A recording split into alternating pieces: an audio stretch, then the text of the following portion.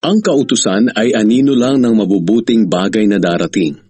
Kailanman ay hindi ito nakakapagpabanal sa mga taong lumalapit sa Diyos sa pamamagitan ng mga handog na iniaalay nila taon-taon.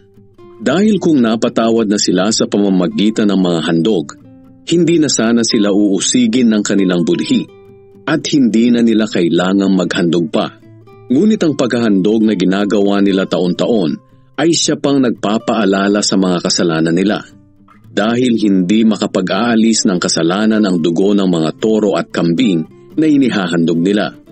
Kaya nga nang dumating si Jesus dito sa mundo, sinabi niya sa kanyang ama, "Hindi mo nagustuhan ang mga handog at kaloob ng mga tao, kaya binigyan mo ako ng katawan na ihahandog ko.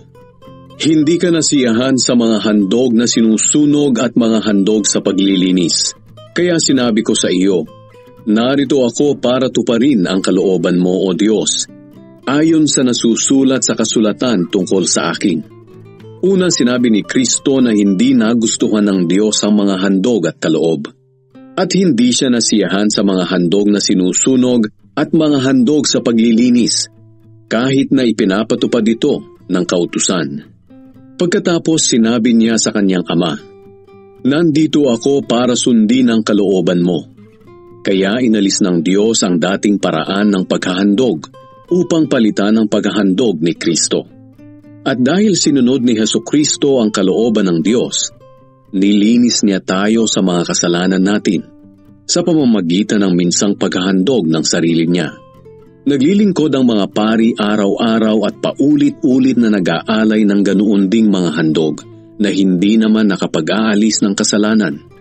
Ngunit si Kristo ay minsan lamang naghandog para sa ating mga kasalanan at hindi na ito mauulit kailanman. Pagkatapos nito, umupo na siya sa kanan ng Diyos at hinihintay na lang niya ngayon ang panahong pasukuin sa kanya ng Diyos ang mga kaaway niya. Kaya sa pamamagitan lang ng minsang paghahandog, ginawa niyang ganap magpakailanman ang mga pinabanal niya. Ang banal na Espiritu mismo ang nagpapatotoo tungkol dito. Sapagkat sinabi niya, "Ganito ang bagong kasunduan na gagawin ko sa kanila sa darating na panahon," sabi ng Panginoon. "Ilalagay ko ang aking mga utos sa puso nila at itatanim ko ang mga ito sa kanilang isipan." Dagdag pa niya, "Tuluyan ko nang lilimutin ang mga kasalanan at kasamaan nila.